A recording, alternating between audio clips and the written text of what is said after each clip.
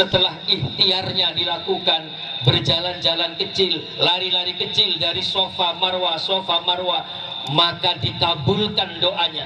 Allah pancarkan sumur Zam-Zam. Bukan hanya sekedar air Zam-Zam, Pak. Satu kantong Zam-Zam akan habis dalam waktu sehari, sumur Zam-Zam. Wallahi sampai sekarang sumur itu masih ada, kekal abadi. Satu orang pergi meninggalkan Ibunda Hajar Ibrahim alaihissalam, Allah ganti dengan kabilah-kabilah Jurhum yang datang tinggal bersama dengan Ibunda Hajar. Ada bapak-bapak sebagai penggantinya Ibrahim, ada ibu-ibu sebagai temannya Hajar, ada anak kecil sebagai teman bermainnya Ismail. Itulah hadirin sekalian balasan bagi orang yang taat mengabdi kepada Allah, pengabdian yang total dari Ibunda Hajar. Hadirin sekalian, setelah sampai di Palestina, Ibrahim itu kembali ke Mekah, melihat keluarganya, dicatat baik-baik, itu setelah Ismail berumur 13 tahun. Saya ulangi, setelah Ismail berumur 13 tahun. Sesampainya di sana, Ibrahim itu bermimpi di Mina yang oleh KBIH Muhammadiyah dijalankan sebagai rukun tarwiyah itu. Ya, singgah di tarwiyah, singgah di Mina. Ibrahim bermimpi, besoknya Ibrahim wukuf di Arafah, merenung apakah yang dilaksanakan, disembelih enggak. Besoknya tanggal 10 diajaklah anaknya ke Mina. Diceritakan dalam surah yang sama, surah As-Saffat ayat 102. Falamma balagha ma'usaya qala ya bunayya inni ara fil manami anni adbahu fandur madza tara qala ya abatif al matumar satajiduni insyaallahu minas sabirin. Hadirin sekalian, Bapak Ibu, sampai hari ini kita sholat ini, orang-orang Arab itu Pak, kalau memanggil ayahnya, memanggil anaknya itu dengan sebutan ibnu. Tapi Ibrahim dan nabi-nabi yang lain memanggil anaknya dengan sebutan ya bunayya, wahai anakku yang sangat aku sayangi.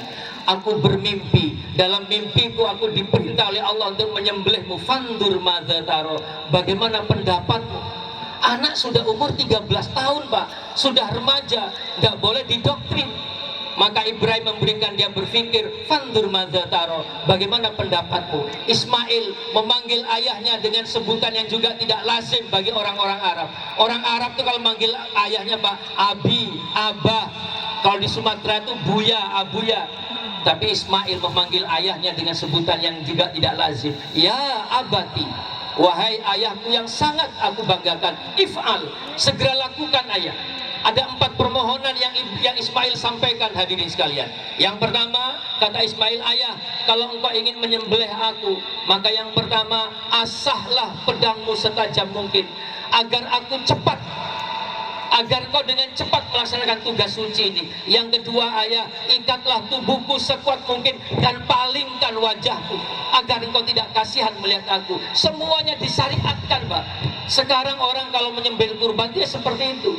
Yang ketiga, ayah, kalau engkau sudah melaksanakan tugas suci, percikkan darahku kepada bajuku dan sampaikan kepada Ibunda Hajar bahwa aku mati diterkam binatang buas. Masya Allah. Yang keempat, tutuplah wajahmu ayah, tutuplah wajahmu ayah. Aku sadar, aku tahu ayah, kehadiranku di muka bumi ini karena doamu yang kau panjatkan berpuluh-puluh tahun. Aku tidak ingin kau gagal, aku tidak ingin kau batal melaksanakan tugas suci. Hadirin sekalian, perhatikan baik-baik. Ibrahim memenuhi permintaan anaknya. Diasahlah pedangnya setajam mungkin, diikatlah tubuh ayah anaknya sekuat mungkin, ditutuplah wajah Ibrahim. Saya ulangi, wajah Ibrahim.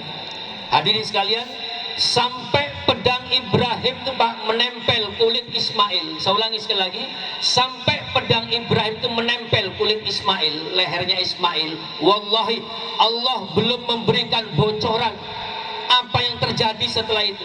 Ini pengabdian total Pak. Sama hadirin sekalian, ketika Musa itu lari ke laut, ketika dikejar oleh pasukan Fir'aun, sampai lari ke laut, ditanya oleh umatnya, mengapa kamu lari ke laut? Saya diperintah oleh Allah.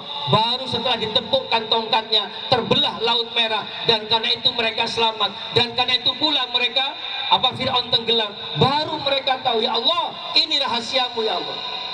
Sama Pak, seperti Nuh alaihissalam diperintah oleh Allah untuk membangun bahtera, membuat perahu di atas bukit.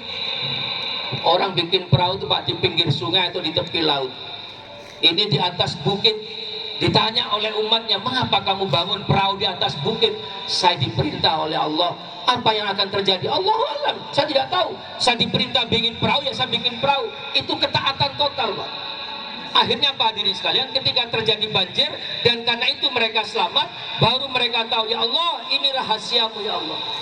Allahu Akbar, Allahu Akbar, la ilaha illallah, Allahu Akbar, Allahu Akbar, walillahil hamd. Hadirin sekalian, ketika semuanya sudah disiapkan oleh Ibrahim, digerakkan pedang Ismail dengan mengucapkan bacaan doa ketika kita menyembelih kurban, bacaan doa ketika kita balang jumroh, Bismillahi Allahu Akbar, digerakkan pedang Ibrahim, terpercik darah segar di tangan Ibrahim. Apa yang dibayangkan hadirin sekalian? Ya Allah, anak yang aku minta kepadamu puluhan tahun untuk melanjutkan kenabianku, bukan hanya sekedar untuk mendapatkan kelanjutan nasab, bukan hanya sekedar untuk mendapatkan ahli waris. Aku mohon kepadamu untuk melanjutkan kenabianku ya Allah, dan hari ini telah aku sembelih dengan tanganku sendiri. Allah tidak rela hadirin sekalian. Dipanggil Ibrahim, ya Ibrahim, qad saddaqta ru'ya innaka dzalika najzil musinin. Surah As-Saffat 104-105. Dibuka oleh Ibrahim, ya Allah, ternyata ini rahasiamu. Itu Pak. Bu, setelah prosesi penyembelihan ini, Ibrahim pulang ke Palestina. Sesampainya di Palestina, hadirin sekalian, Ibrahim ini kedatangan tamu Pak. Kalau di Al-Quran itu diceritakan